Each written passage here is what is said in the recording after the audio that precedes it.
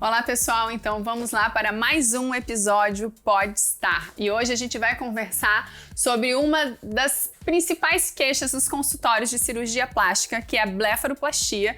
E para isso eu não poderia deixar de trazer todo o nosso time de cirurgiãs plásticas que vai estar aqui atendendo vocês e tirando todas as dúvidas. Então, doutora Fernanda, doutora Laísa, doutora Camila, doutora Josiele, doutora Juliana e eu, doutora Maeve Corralo. E vamos conversar um pouquinho, vou pedir para as meninas passarem um pouquinho da experiência delas, o que você mais recebe de queixa a respeito da região das pálpebras. Então, a principal queixa das pacientes é que estão com o olhar cansado. Paciente com uma bolsa de gordura, né? Pode ser na pálpebra superior ou na inferior, com a cauda da sobrancelha um pouco caída. Então é uma queixa muito comum e que as pacientes não sabem que a gente pode fazer esse procedimento aqui no consultório. E você, Laísa? Eu recebo também paciente, mulher principalmente, que quer passar uma sombra, quer passar um delineador e não consegue porque tem aquele excesso de pele que tá cobrindo, quase caindo ali no cílio. Então, e sente vontade, sente mais bonita, de passar uma maquiagem, não consegue, então acaba atrapalhando o dia a dia. Essa queixa da maquiagem na pálpebra é presente em quase todas, né, as queixas. Tem alguma queixa diferente que alguma de vocês gostaria de compartilhar? Acho que cansado não é só o olhar, a paciente também se sente cansada. Então, no final do dia, com aquele peso na pálpebra, ela vai ler um livro, vai assistir televisão, ela queixa que tá cansada. Né? Além da estética do olhar cansado, a paciente se sente cansada. Não, e uma outra coisa é que assim, todo mundo começa a olhar para o paciente e fala assim, você tá cansada? Se já aconteceu, você tá cansada? Aí a pessoa, não, eu não tô cansada. Eu falei, se tá acontecendo isso com você, talvez você precise procurar o quê? A cirurgia das pálpebras. Isso sim é uma blefaroplastia. Então, pra quem não sabe, Josi, alguma queixa aí diferente do que a gente já tenha falado? Às vezes, em casos até mais avançados, a gente consegue perceber pele muito excessiva, tapando até o campo visual do paciente, né? Principalmente a visão periférica. Exato. E aí entra a cirurgia das pálpebras também com benefício funcional, né? Não, com certeza, muito bem lembrado. Então, assim, a cirurgia da pálpebra, ao contrário do que, né, a maioria das pessoas entende, ela muitas vezes ela é funcional, então ela aumenta muito o campo visual. Então aquele peso da pele, pensa uma coisa, o músculo que abre a pálpebra, ele é muito fininho, ele tem menos de 1 milímetro de espessura. Imagina o peso de uma pálpebra em excesso para um músculo muito fininho. Então no final do dia pode ter dor de cabeça, né? Pode ter alteração de campo visual, sem falar de todo o ganho de autoestima, né, Ju? Isso. E a gente recebe também os pacientes que além do... às vezes vem falando, né, que é da pálpebra, mas quando a gente avalia, além do excesso de pele da pálpebra, o excesso de pele da cauda da sobrancelha, né, a gente também consegue resolver aqui no consultório e às vezes isso não é notado quando a gente não fala. A gente vem falando, minha pele tá caída, alguns já até fizeram blefaro e falam, a pele voltou a cair, mas é porque às vezes, na verdade, não tratou, né, a cauda do supercílio. E a gente consegue aqui também no consultório com anestesia local resolver esse problema. Então, assim como qualquer procedimento, né, a base de tudo na medicina é um bom exame físico, uma boa anamnese e entender dessa proporção facial. Acho que o cirurgião plástico faz isso melhor do que ninguém e conseguir dar o diagnóstico correto. Eu já recebi vários pacientes que falam assim, eu fiz cirurgia a blefaro em outro lugar e a cirurgia ficou mal feita.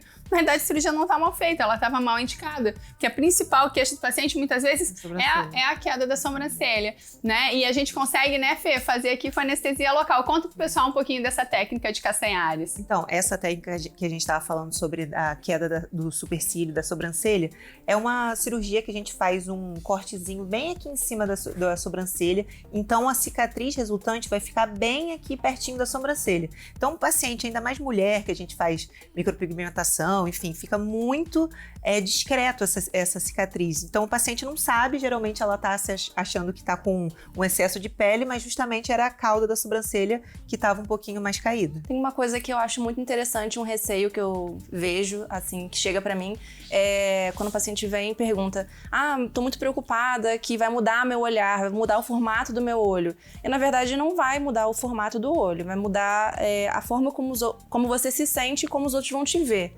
É isso que vai mudar. Então, a gente vai tirar só o excesso de pele, mas não muda o formato do olho. Exato, em si, né? não muda porque você vai fazer cirurgia com cirurgias plásticas que sabem a anatomia das pálpebras. Eu vejo muito olho com formato alterado aqui, operado em outros lugares, muitas vezes até não cirurgiões plásticos. Então é muito importante a gente respeitar a anatomia e a função palpebral. Tá? Então, na realidade, muitas vezes, né, Camila, o paciente vem querendo retirar um excesso de pele, só que tem uma flacidez muito importante na qualidade da pele, então tem pouco colágeno, e aí os procedimentos estéticos também ajudam. O que você acha e o que você tem visto de resultado aí? Paciente com muita flacidez, às vezes a gente até pode optar por fazer tratamentos estéticos, como por exemplo o laser de CO2. Então a gente trata essa pele antes de fazer a cirurgia ou até mesmo após a cirurgia. E isso aí também ajuda na cicatrização. Deixa a cicatriz mais fininha, retrai a pele, estimula colágeno, ajuda bastante. Com certeza, e principalmente os pacientes com mais idade, o laser de CO2 associado aos estimuladores, esses produtos regenerativos como PDRN e exossomos, eles vão melhorar a qualidade dos fibroblastos, que são as célulazinhas que produzem o colágeno. Então, às vezes, antigamente a gente fazia, né, o laser sem aplicar esses produtos, e às vezes a gente tinha ou uma cicatrização muito retardada ou não tinha, né, o resultado de produção de colágeno que a gente consegue ter hoje em dia por conta desses produtos que eles fazem uma regeneração da pele aí dessa pálpebra, que é muito importante. E você, Josi, vamos contar pra gente a respeito da pálpebra inferior? Os pacientes, geralmente, eles vêm pra gente com queixa, principalmente na superior, né? Aí a gente acaba alertando eles que eles também têm flacidez, bolsas de gordura, às vezes, na pálpebra inferior, e que também tem solução, também tem cirurgia, e a gente também consegue fazer procedimentos nessa região, né? Linhas de expressão suaves, finas, a gente também consegue melhorar com o laser de CO2, como a Camila falou, né? E a gente também consegue fazer ultraformer nessa região, melhorando todo o aspecto, melhorando a retração da pele, a firmeza da pele, tanto da pálpebra inferior, superior e da sobrancelha também. E vale lembrar também que na pálpebra não é só tirar, né? Às vezes a gente precisa repor o volume. Sim. Exatamente. Então muita gente também esquece que a gente via muito tratamento assim. Especialmente pálpebra inferior, né, Ju? Conta pra gente o que a gente tem de procedimento estético, então, pra repor esse volume e a qualidade dessa pele. Às vezes a gente avalia, né, e vê que tem essa falta de volume e a gente sugere fazer um preenchimento ou com ácido hialurônico ou com gordura, e o paciente fala assim: doutora, mas o que tá me incomodando é a bolsa, esse volume, você quer botar mais volume? Mas é isso, o que vai depender é a avaliação e a necessidade de cada um. A gente tem ligamentos na face que acabam ficando mais marcados com o tempo, com a perda de colágeno, a perda de gordura de certos compartimentos, e a gente precisa repor para amenizar essa transição e melhorar o aspecto dessa bolsinha de gordura.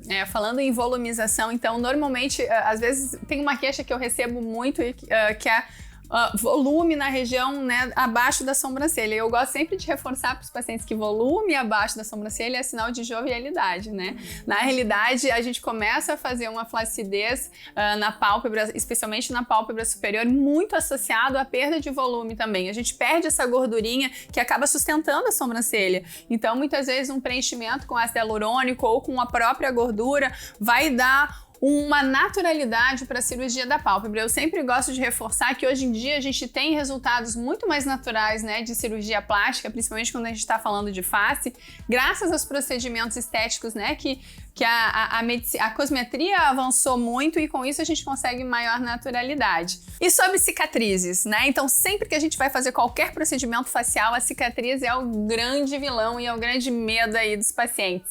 Então, vamos conversar um pouquinho, né? Tirar esse medo. Onde ficam as cicatrizes? A cicatriz fica super bem posicionada, né? A cicatriz a gente sabe que desde o início ela fica vermelhinha, mas depois ela vai clareando e fica da cor da pele. Uma coisa que eu sempre explico é que a pele da pálpebra é a pele mais fina do corpo. Então isso tem um lado ruim, que ela fica flácida um pouco antes de outras regiões, mas em compensação é a pele que melhor cicatriza. Então uma cicatriz que fica muito discreta. A da pálpebra superior, ela fica bem na dobrinha do olho, então assim que a gente já tira os pontos, ela já praticamente não é vista, e a da pálpebra inferior fica pertinho do cílio. Então ela tem posições estratégicas, né, quando bem realizadas, é claro, pra gente já conseguir esconder em pouco tempo de pós-operatório, você já tá liberada para eventos sociais, para fazer uma maquiagem. Importante lembrar também que a gente tira em 5 a 7 dias o ponto, né? Então, assim, O pós-operatório, claro, você pode ficar, principalmente inferior, né? Você fica um pouquinho mais roxinha no pós-operatório, mas assim, pelo menos 2 semanas você já vai estar livre aí pra ir para um... Exatamente. E pode usar maquiagem. Solar, pra proteger, né, do rostinho. Uma dúvida muito comum isso também na maquiagem. Você pode usar, depois que a gente tirou os pontos, já pode E é um pós-operatório tranquilo também, né? Com 7 dias, então a gente já tira os pontos, né? E a gente sempre orienta esses pacientes, são orientações bem básicas, né? A usar os colírios, usar as medicações, né? Dormir com a cabeceira um pouco mais elevada, mas costuma ser um pós-operatório bem tranquilo em questão de dor, né? Pode ficar um pouquinho inchado, um pouquinho roxo, mas nada que em 1 a 2 semanas já não normalize. E a gente sempre bate na tecla também de passar muita compressa gelada, né? O quanto isso faz diferença, né? Evitar também calor no rosto, Sim, exposição solar. Exatamente. A compressinha gelada, quando a gente vê, quando o paciente fez a compressa gelada, quando ele não fez. Quando ele chega bem inchado, você fala, você não fez, né? Então, realmente, não. Não, faz muita diferença. E evitar de ficar na cama, né? Eu falo pro paciente, não é pra ficar na cama, que quanto mais deitado, mais edema. Né? Eu sempre brinco, assim, no dia que você fica dormindo o dia inteiro, você já vai acordar com a pálpebra com o rosto inchado, né? Porque melhora a circulação. Então, assim, evitar ao máximo de ficar deitado. Não é pra fazer esforço, mas a gente pode fazer tudo do cotidiano, né? Uma coisa boa também da cirurgia da bléfaro, né, para os pacientes que trabalham de home office, né? Sim, isso, não precisa parar de trabalhar, pode trabalhar do computador normalmente. Exatamente. No dia seguinte, caprichar no gelo, a partir do terceiro dia, pronta. Vida que segue, desde que você não tenha que ter, né, esse contato direto com o público. Mas se tiver também e puder usar um óculos escuro, também, né, hoje em dia, né, se a gente podendo fazer a cirurgia fora de férias para poder depois aproveitar as férias para passear, pronta, melhor né? ainda. Melhor. Né? E a cirurgia plástica da pálpebra, eu acho que ela permite a gente a ter essa recuperação muito rápida. E vocês já pegaram no consultório, tipo, um caso que o paciente chega pra você, ele não tem uma idade avançada, e ele fala assim, eu tô me sentindo cansado, o olho tá inchado, mas eu vou esperar mais uns 5 anos pra fazer a cirurgia da pálpebra. Aí eu falo assim, mas você não tem idade pra fazer a cirurgia de bléfaro, tem indicação. Então, muita gente tem esse preconceito de que quando tiver tantos anos que vai ser mais indicado a cirurgia da pálpebra, e não necessariamente. Exatamente, principalmente quando o paciente tem bolsinhas, aquelas bolsinhas de gordura, aquela pálpebra inferior inchadinha. Então, isso muitas vezes é genético e muitas vezes os pacientes têm desde muito cedo. E aí a cirurgia plástica vem para resolver essa questão, né? E é uma cirurgia que costuma ter uma boa durabilidade também, principalmente hoje em dia com os tratamentos estéticos, né, de manutenção de colágeno. Então, não tem idade nem para mínima e nem para máxima, né? Então, se você tem, né, mais de 70 anos, 80 anos, se estiver saudável, né, se estiver, né, tomando, né, os medicamentos direitinho, a gente pode sim fazer a blefaroplastia, que é uma cirurgia que para autoestima, né, meninas? Melhora muito. Laís, uma coisa também que você falou de paciente jovem que tem medo da blefaroplastia. Eu também sou uma paciente que eu não quis fazer a blefaro antes, mas eu fiz o laser de CO2, que a Camila também comentou. Que ele dá realmente uma retração na pele. E ele é ótimo para um grau de flacidez pequeno também, né? Não vamos achar que o paciente vai fazer milagre, mas para um grau de flacidez pequeno, ele dá uma adiada para blefaro e tem um resultado bem interessante. E a gente, né, sabe, que 30 a mais começa aquelas ruguinhas finas, aquele craquelado que incomoda pra caramba, que toda mulher sabe. E ele trata a pele, né, melhora a textura da pele. Então, eu também sou fã, também faço em mim e adoro. Eu sou fã número 1, né, do CO2. Amo, faço há mais de 15 anos. Eu tô 2, 3 vezes por ano. A minha pálpebra, que eu brigo com ela, até como eu tava falando com as meninas, a gente vai ter que operar em breve.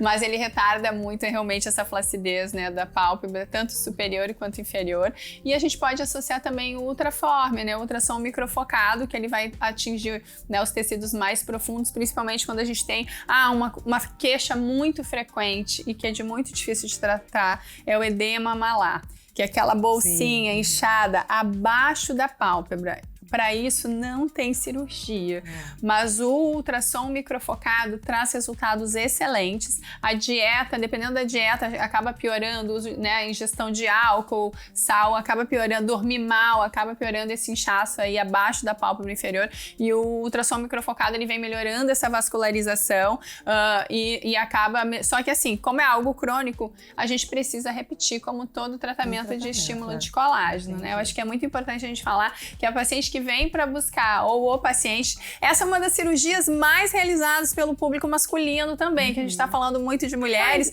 mas a gente foi uma das mais realizadas esse ano, né? Foi. Exato. Então, assim, e os homens normalmente vêm com muito medo, né? Principalmente dessa questão de parecer que fez plástica, de mudar o formato, né, da pálpebra. E a gente busca sempre a naturalidade nos homens, mais ainda. Né, no público masculino a gente gosta. É melhor a gente deixar um pouquinho de pele, né? Do que tirar demais para que essa pálpebra realmente não pareça. Porque eles têm um pouquinho mais de preconceito com a cirurgia, né? Entre os amigos, não quer que ninguém saiba. Então a gente tem esse cuidado também com o público masculino, podem vir. E Josi, o que você estava comentando a respeito da cirurgia da pálpebra?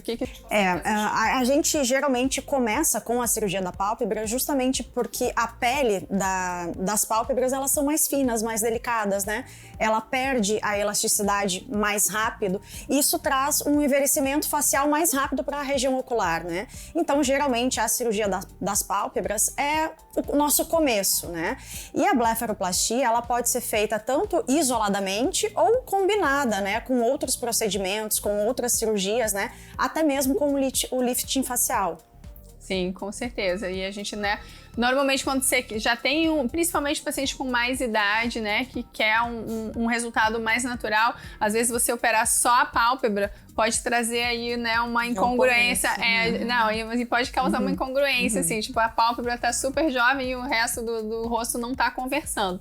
Mas muitas vezes, como a Fê falou, é o primeiro passo, né? Às vezes o paciente vem morrendo de medo, aí faz a pálpebra. Confiança. Acontece muito. Exatamente. 2, 3 meses depois você fala, doutora, agora é esse pescoço. Aconteceu isso semana passada, um paciente masculino também. E aí ele fez primeiro a pálpebra e ele chegou todo receoso. Ele falou, Fernanda, eu quero ver fotos de homens que fizeram a pálpebra. Eu não quero ver de mulher, não. Eu quero ver de homem. Aí eu mostrei tudo e a gente fez a pálpebra. Foi a pálpebra superior e o castanhares também.